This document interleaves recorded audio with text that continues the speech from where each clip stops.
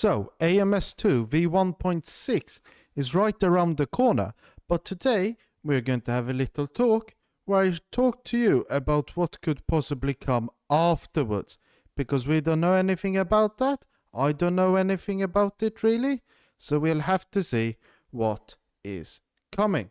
So, to start off, I think we should talk about the cars. So we know 7 premium car brands are coming with this year at least, and they have announced Audi and Alpine, and we also know Lamborghini is coming from pictures and what has been shown in the Overtake live stream.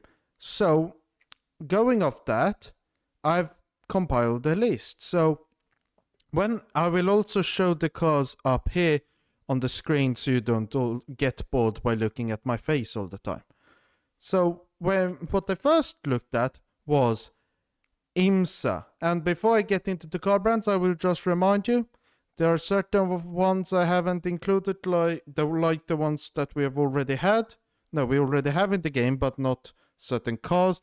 And also Ligier and I don't remember the brand. I think they're called Dunkirk or something like that, and they make prototypes, and I wouldn't call them car brands. We have had a long discussion about this in the beta Discord. I won't say the conclusion, but I'm going my way. That's all I'm saying. So we'll start with Aston Martin, where they have the current GT3 car, and they also have a GT4 car currently racing in IMSA. And then when we think backwards, they could also have the GTE car, the GT3 Gen 1 car, possibly if they have any Group C car. I don't think they have a Group C car. Maybe they had a GT1 car. I don't know. But if there will be, if there was any, I will show it on the screen. So those are the Aston Martin cars, which could possibly come. And also in the future, next year, we could have the AMR Pro, I think it is, which will be an LMH car in IMSA. And then we have Acura, which have obviously their LMDH car, and a current GT3 car. They could also have their older GT3 car, the DPI, and I don't know if they have had any other rebadged Honda race cars. Then Lexus, they have the GT3 car, the current one, which I think they can put in the GT3 Gen 2 class and the Gen 1 class. Then I don't know of any other Lexus race cars. Then we come to a big one, Ferrari, where they have the GT3 car, the current one, and they also have the Ferrari Challenge. So what they could add is also, to expand on that, they could add the older GT3 car, they could add a Group C car, I believe they had. You could add the GT1 car, you could add GTE, you can add, what more can you add? You can add older Le Mans prototypes, like the ones they have in Le Mans 66, I don't remember what they're called. But you have a lot of cars which you can just add. And then, speaking of Ford versus Ferrari, here is the next car brand is Ford, where you have the current GT3 car, the GT4 car, and you have their Challenge car too, Ford Challenge. And I didn't know about the Ferrari Challenge I also was talking about. And then, to expand on that list, you obviously had, as I said, the car from Ford versus Ferrari. You have, I don't know, I think they made the GT1 car or a GT2 car. They have the very famous GTE car, which I like a lot. And I think that's roughly about it for them. Then Toyota, they have their GT4 car. But then you can obviously add we already have their stock car. No, I mean the Brazilian stock car. But they could add, in the future, the new V8 supercars stock car. They could also add the LMH car. But the Toyota license, I've heard, is very hard to get. So that might be an issue. And I don't know if they're currently developing a GT3 car. I had any. I don't know. Then we get the next one on the list is Alfa Romeo with their TCR car. But I think they had the GT1 car or Group C car, one of those, which could be an interesting choice. Then you have Honda with their TCR car, which goes into Acura, but they're two different brands, sort of. So Honda, what else do they have?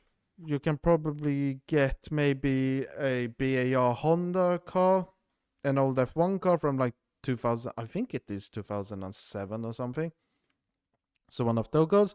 Then you have Hyundai, which also have a TCR car.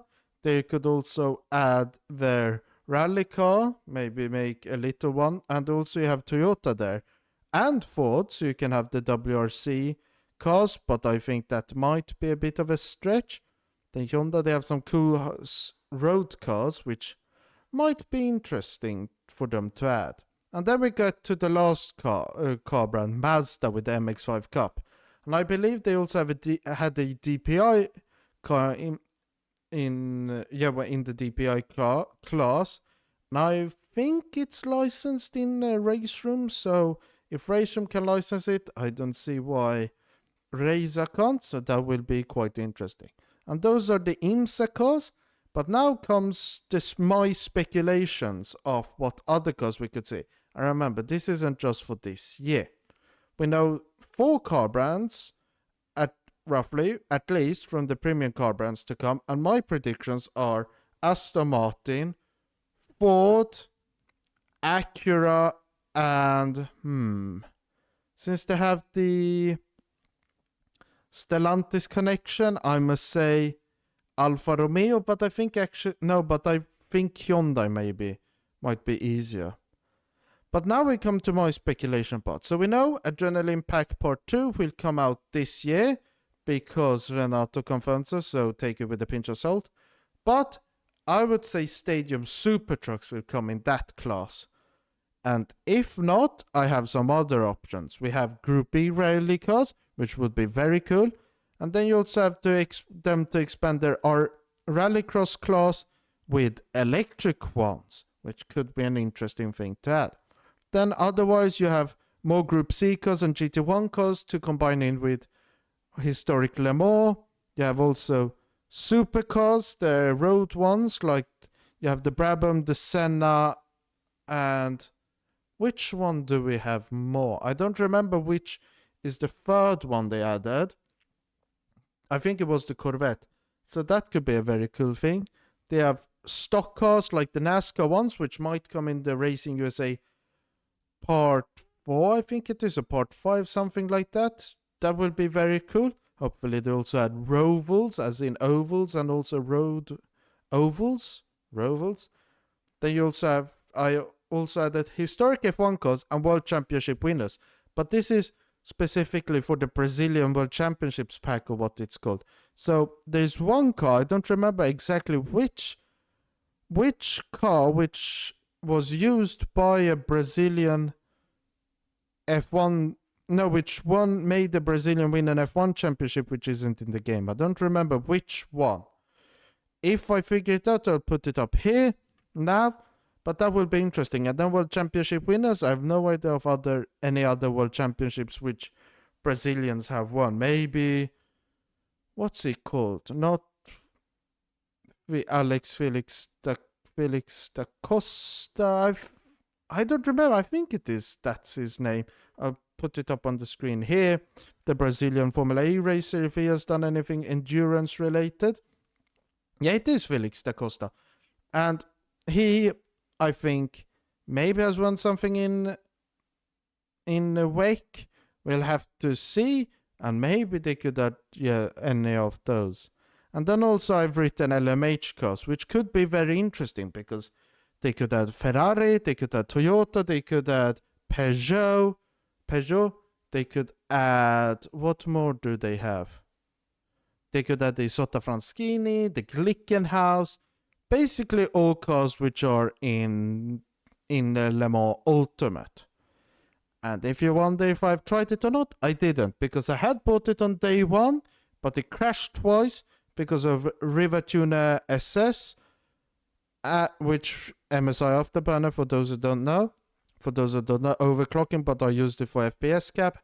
And Yeah, it crashed, so I refunded it. So we'll have to see if they're allowed to, and if they do, how they will work. Because in my opinion, now that they have basically won't add any new big physics changes, as I understand it, it could be easier to add these cars in with these cool features. So that will be something interesting.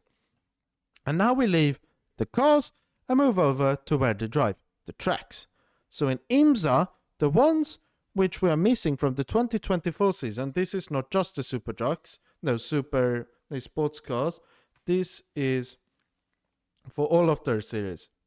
So first you have the Detroit street circuit, then you have Mid-Ohio, St. Petersburg, Florida, not St. Petersburg, Russia. You have Circuit of the Americas, Miami, the one that F1 races around, Martinsville, which I believe is an oval, I've not heard of it, and Sonoma. All of those very good tracks, will be interesting. Detroit will probably have the highest chance of coming, but we'll have to see if it arrives this year. Then the other ones, we'll have to see, but Kota would be nice, Miami not so much, Mid-Ohio would be really nice, St. Petersburg, I think it was the IndyCar race from there, the track looked quite okay. Martinsville, obviously an oval, so could be, and Sonoma is a really nice track. And then when we get to the other ones, you have Stadium Super Truck tracks. And those which are in the files are Adelaide. I've written Adelaide twice, but it's Adelaide and Long Beach. Which would be quite interesting if they add those on Stadium Super Trucks, because then you have jumps. And hopefully they add those layouts, and then we can drive F1 cars with jumps. And would be fun if we could... if they add... It would be very fun if they add a jump up Eau Rouge at the top. So then you can do it in reverse in an F1 car, a very fast car. Go right 350 kph and then hit the ramp and then go warm and fly. Take off from Spa International. And then otherwise, I have rallycross cars. No, tracks.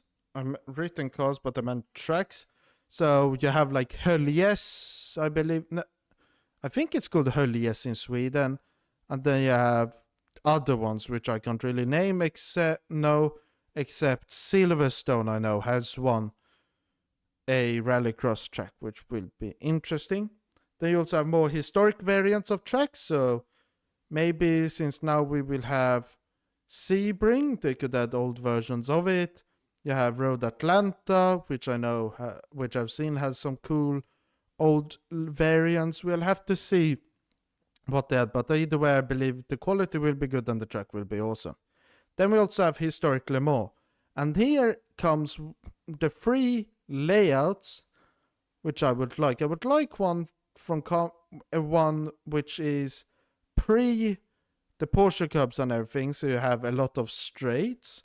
Then I want one with the big Mulsanne straight and the Porsche Cups, which means we could simulate GT, because then we could simulate with the first layout I said, pre-Group C cars, then Group C with the old Mulsanne straight, and then with you can add like a early noughties version, which I don't know what they changed, but that could be added and would be cool for GT1 racing. And then this one, which I think has been forgotten by a lot of people, but I never forget certain things. Sometimes good, sometimes bad. But Renato said for last year, I believe it was, they were going to update the track mesh of the Nordschleife. And if they do, that will be very interesting. And if you actually don't know, this is a cool fact. Why it's laser scanned in Race Room and in every game is because you can buy the track scan data online. Well, not online, but you contact them and pay a fee or something. And I think I've also heard that if you don't use their scan of it, then you will get into legal trouble, if I recall correctly. But I also believe that they update it like every year or something. Why wouldn't they? But so it would actually be easier to update that track mesh because the data is already available, which would be quite cool. And now we leave the tracks and get to the features. So first one I've written are better graphics. And that would be a very cool one because we already know new graph shaders and everything for this coming update. But then for next year, they said that they want to update anti-aliasing or something like that. And how I think shadow rendering distance or something like that they want to change, which would be very cool. And then you also have better multiplayer, which would be interesting how they can improve on that. You have the campaign, I believe it's called, which will be added in 2025, at least a basic version of it. So we'll have to see if that actually happens. And then we get into the car-specific features, which I believe now could be added when everything is the same. So you could limit per lap. You can maybe limit like a certain amount of electricity energy, like Joule, which I think they do in IMSA and WEC per lap, and I think they also do it in F1, which would be a very cool feature. Then I've also added TC True and other TC related settings, as in now for TC and ABS you have from 0 to 10 on every car which have them. But if you actually jump into like ACC, iRacing, LMU probably also has it. But those games, each car has a different amount of settings. Like the Porsche wheel, which I use from the GT3 Gen 1 Porsche in AMS2 has 0 to 11 TC and ABS. I think the modern ones maybe have a bit less. I think some cars have like 8. Then you also have some cars which have TC1 and TC2. And if I recall correctly, TC1 is at how much slip it activates, and then TC2 is how much it activates. So if you have like TC1 10 and TC1 at max, TC2 at 1, then it means that it will activate at a little slip, and then it will cut the engine power by a little bit. So you get that control. And then obviously now that they've added, basically it seems like they've added more realistic braking for the LMDH cars. I would really like for them to add brake migration, which is how the brake bias changes depending on where you're, depending on when you're braking and speed and stuff. I don't fully understand it because I haven't done the full research on it. But essentially, as I understand it, is let's say you have brake bias at 60% and you have brake migration at -5. So when you're braking, it's at 60, but then as you go slower and slower, brake migration -5, it moves the brake bias to 55 as you're braking and slowing down. So the rear gets more brake pressure, I should say. So you can brake a lot better, because if the brake bias moves back whilst the front is losing grip, means that you can gain brake performance and lower the actual distance that you're braking, which I think is a very cool feature. Then others I also named were indicators for GT3 cars, which would be cool, but in generally more car specific features would be a very nice touch. And that's roughly about it which I have for today. So what do you think about all of these cool features and cool pictures which I showed you? Comment down below. Once you're down there, please hit the like button and also subscribe. My next video We'll have to see what it's on, because I don't expect the AMS2 v1.6 to be out, nor do I expect the part 3 to the dev update to be out. So we'll see what happens. Maybe I come up with another of these videos because I have another idea which might be cool. Maybe I have a completely other video telling Razer to add something. We'll have to see. But until then, I've been Racing Legend. You've been my amazing viewers. Thank you for watching. Goodbye.